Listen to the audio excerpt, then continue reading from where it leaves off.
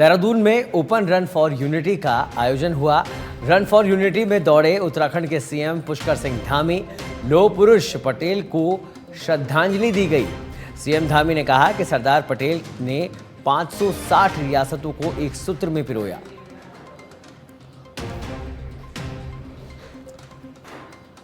तो तस्वीरें run for unity की, जिसमें उत्तराखंड के सीएम पुष्कर सिंह धामी दौड़ लगाते हुए हरी झंडी दिखाकर इस दौड़ को रवाना भी किया और खुद ने भी दौड़ लगाई और साथ ही इस अवसर पर उन्होंने सरदार वल्लभ भाई पटेल को याद किया।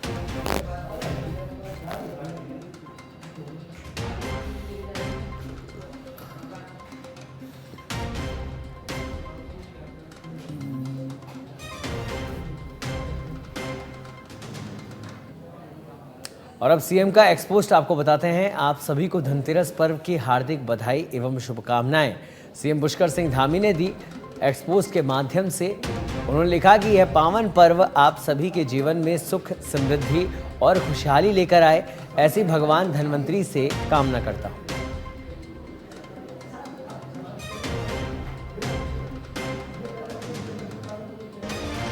सीएम पुष्कर सिंह धामी की एक्सपोस्ट उन्होंने धन्वंतरी की सभी प्रदेशवासियों को, देशवासियों को शुभकामनाएं दी। और एक और एक्सपोस्ट सीएम पुष्कर सिंह धामी की, उन्होंने लिखा कि लौह पुरुष भारत रत्न सरदार वल्लभ भाई पटेल जी की जयंती के उपलक्ष्य में देहरादून में आयोजित राष्ट्रीय एकता को समर्पित open run for unity cross country दौड़ का फ्लैग ऑफ किया। साथ ही इस दौड़ में स्वयं भी सम्मिलित होकर प्रतिभागियों का उत्साहवर्धन किया। सरदार वल्लभ भाई पटेल जी ने भारतीय स्वतंत्रता संग्राम में महत्वपूर्ण भूमिका निभाई। उन्होंने 562 रियासतों का एकीकरण कर भारत को एकजुट किया। उनका दृष्टिकोण और नेतृत्व आज भी राष्ट्रीय एकता का प्रतीक है। आदरणीय प्रधानमंत्री नरेंद्र मोदी जी के कुशल नेतृत्व में हमारी डबल इंजन सरकार सरदार वल्लभ भाई पटेल जी के विचारों को आत्मसात कर राष्ट्र उत्थान के लिए समर्पित होकर कार्य कर रही है।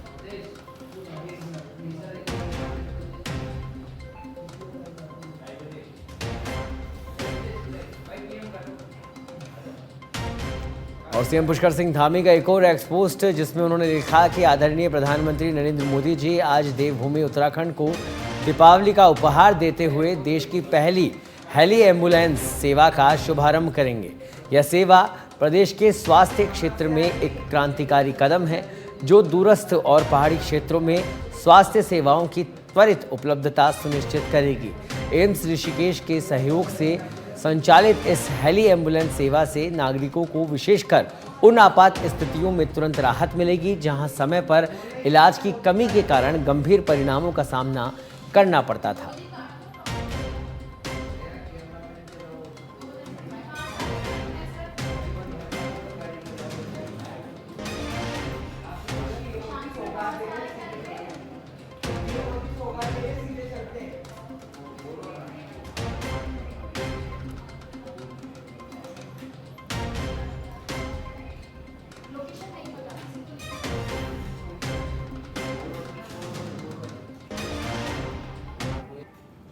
रुक करते हैं अगली खबर का। केदारनाथ विधानसभा के उपचुनाव को लेकर भाजपा और कांग्रेस के बीच लगातार बयानबाजियां तेज हो गई है।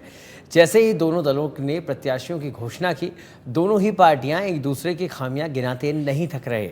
इसी को लेकर कांग्रेस की प्रदेश प्रवक्ता गरिमा दसौनी ने भाजपा प्रत्याशी आशा नौटियाल को एक कमजोर प्रत्याशी बताया। साथ ही उन्होंने कहा कि आम जन से मिलती तक नहीं है, लेकिन फिर भी आशा नौटियाल केदारनाथ में एक लोकप्रिय नेता है।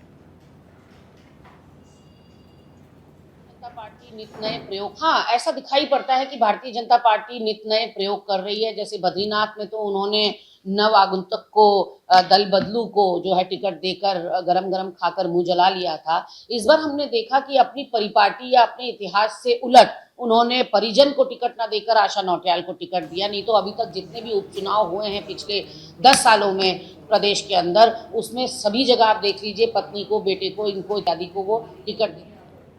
उत्तराखंड सरकार 25 दिसंबर से पहले निकाय चुनाव संपन्न करवाएगी। वहीं कोर्ट में निकाय चुनाव की पूरी रूपरेखा भी प्रस्तुत करनी है।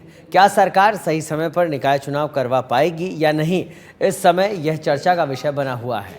इस मामले में बीजेपी विधायक खजान दास ने कहा कि सरकार निकाय चुनाव को लेकर पूरी तरह से प्रतिबंधित है। 10 दिसंबर को हम कोर्ट में निकाय चुनाव की रूपरेखा भी प्रस्तुत करेंगे और सही समय पर निकाय चुनाव भी हो जाएंगे। देखिए, निकाय चुनाव का सवाल जहाँ तक है, माननीय मुख्यमंत्री जी कल की बैठक में कहा है कि हम 10 तारीख को चुनाव के कार्यक्रम बना करके माननीय हाई कोर्ट को दे देंगे। और उसके निमित्त मुझे लग रहा है कि जिस तरह से माननीय मुख्यमंत्री जी ने कहा और अपने माननीय मंत्री प्रेमचंद अग्रवाल जी ने जो कहा है, जो कि हम 25 दिसंबर से पहले चुनाव करवा देंगे, इसी के निमित्त पूरी तैयारी के साथ हम लोग लगे हैं। और हम चुनाव चाहे कभी भी घोषणा होगी तो हम चुनाव के लिए तत्पर हैं। देखिए, निकाय चुनाव का